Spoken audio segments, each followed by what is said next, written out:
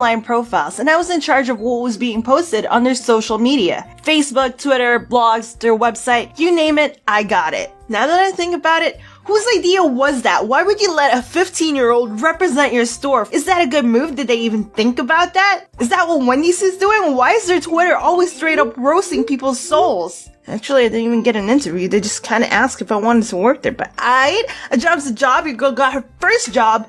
What can go wrong?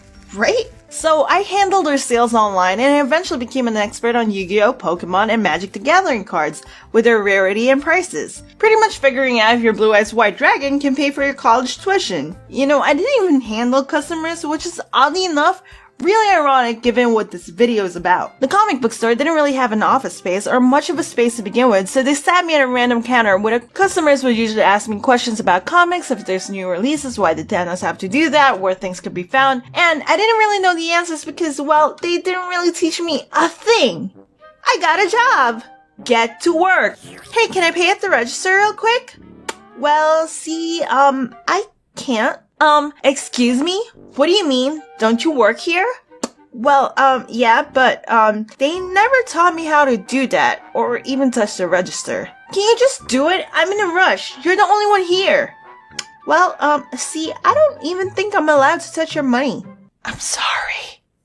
Anyways, there was this guy named Mark, and he was always at the store with his friends nearly every single day. The only interaction I've ever had with this guy was a casual, hi, hello, good morning, good afternoon, until one eventful day when I was trying to organize the mangas. Mark comes up to me and hands me a bag of fries.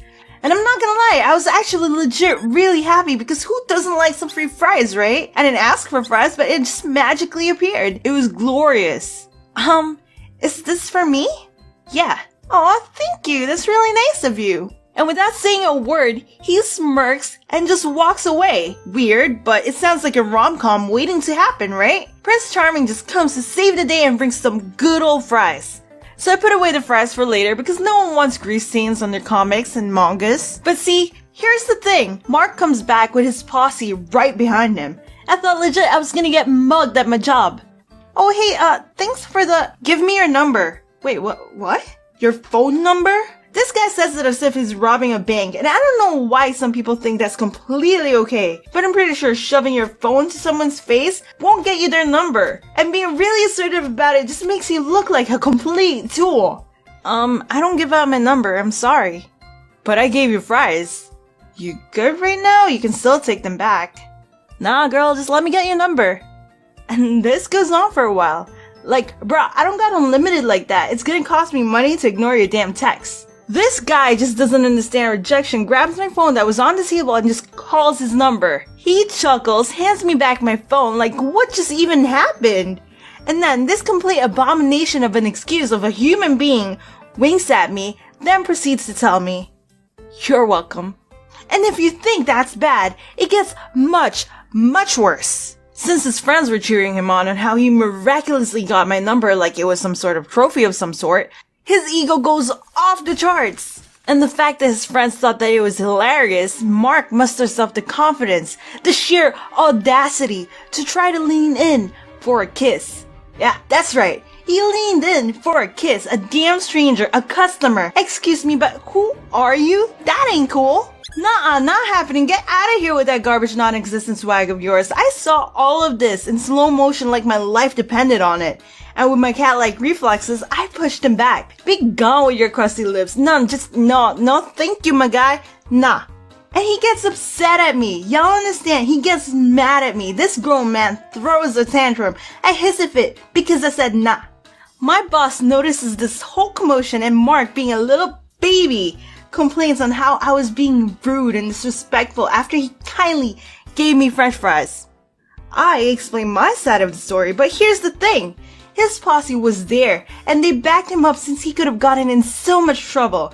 They could have been banned from the store, so they lied for him. Bunch of freaking creeps lied for their even creepier friend, who was, by the way, in his mid-20s, so maybe 24, 25, trying to kiss a 15-year-old. Yo, that ain't right. My dude, what are you doing with your life? I'm pretty sure he knew exactly what he was trying to do. Be a complete scumbag of the universe. Luckily, my boss didn't really believe this guy since he was already scummy in the first place, but at the same time, he was a loyal customer. I didn't really have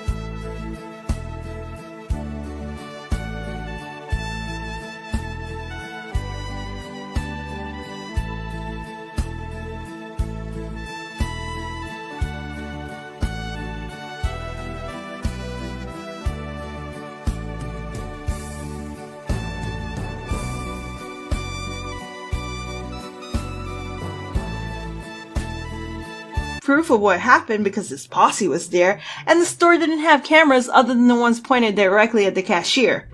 Good thing my boss knew that I was the type of person that didn't like confrontations in the first place, so it's not like I'd start a problem for no reason just because I felt like it. I avoid confrontations like it's the plague. I'm the type of person at a restaurant that you give steak to, and even if that steak is burnt to a crisp, and it tastes like charcoal, even if that steak tasted like it came right out of the garbage, I'll eat it, but I won't say anything because I didn't want to bother anyone or complain to ruin someone's day. So, to avoid any further issues with this guy, my boss moved me to the back room. No windows, just a small tiny room where they kept their inventory. If you opened the door, it would hit my chair because the room was so small. They stuck me in a tiny little room because of a giant creepazoid, and I technically got punished for it. And he was still allowed to be there every single day. The hilarious part was I'd hear some of the guys outside the tiny little room say, "Oh, who are you guys hiding there? I heard there's a girl there, is that true? Hey girl, come out!" And that's also the story on how I quit my first job just after 2 months. Yep, good times. I was working at a job where I was new at the time. This man working with me tells me that we need to go and get something. At the time, I was working at a winery, so they had these huge barrels. There was barrels on the left and the right side, so there was a little hallway that we can barely fit in. We got to the end of that hallway and there was nothing there. So I turned around and I looked at him and I was like, dude, what is there to get here? He's blocking the way and he tries to grab me and hug me. Even though I'm telling him to stop and to get out of the way, I realize that this man is not gonna do it. My anxiety starts kicking in and I start screaming, "Erica, Erica, Erica." Thank God my coworker was able to hear me. She starts running inside the hallway. I hear her screaming, "Get away from her." She shoves him against the barrel, moving him to the side. Then she grabs my hand and she pulls me to her. This is what girls go through on a daily basis. Story time about how I caught my husband with his mistress. My husband and I, or should I say my has-been of a husband, have been married for 9 years. He's Disclaimer, this is not my story time, it was sent to me. My husband and I also have 2 kids. When we met, I was totally out of his league and he knew it. We met through friends and he made sure to tell all of my friends how much he wanted to be with me. At the time, I was modeling to pay my way through school, so I had no time for a boyfriend. But he got pretty insistent. We went out on a few dates and he treated me really well, better than all the guys I had met at that time. He was a gentleman, always picked up the tab and treated me with respect. So when he asked me to be his girlfriend, I said yes. 2 years later, he asked me to be his wife and I said yes. We were truly in love and best of all, we were best friends. I could talk to him about anything because he wasn't the jealous type. 4 months ago, he asked me for an open relationship. Of course, I said no, and this made him really angry. I got really suspicious and started checking his phone when he'd fall asleep. And that's when I found pictures of him with a girl at a hotel doing naughty things to each other. Part 2 is up. Once he fell asleep, I checked his phone and that's when I found pictures of him with another girl at a hotel doing naughty things to each other. Disclaimer, this is not my story time, it was sent to me on Instagram. I decided not to confront him. Instead, I started gathering evidence. I started following him around everywhere after I dropped the kids off at school. Mind you, I quit my job because he wanted me to stay at home with the kids. On the first day I started following him, he went to a hotel. Since I didn't want him to see me, I stayed in my car. 40 minutes, he exits the hotel with a woman. By the way, these were not cheap hotels. A few days later, I followed him to a strip club. I checked his bank account and he had withdrawn $2,000 that same day. That's when I really got upset. A few days later, I followed him to an apartment complex. That's when I see a woman opening the door and it was the same woman from the hotel. My stomach dropped. After about a week, I mustered up the courage to go talk to her. When she opened the door, she recognized me instantly. She tried to close the door in my face, but I pushed my way in. Then the coward ran to her room and locked herself in there. Part 3. My husband's mistress runs to her room and locks the door when she sees me. What a coward. I ran right after her and I told her that I wasn't going to hurt her and that I just wanted to talk. Of course, she asked me to leave, but I told her I wasn't going to move an inch until we talked. She comes out and we proceed to talk for 3 hours. She explained to me that she's an escort and that my husband pays for her apartment. She also told me that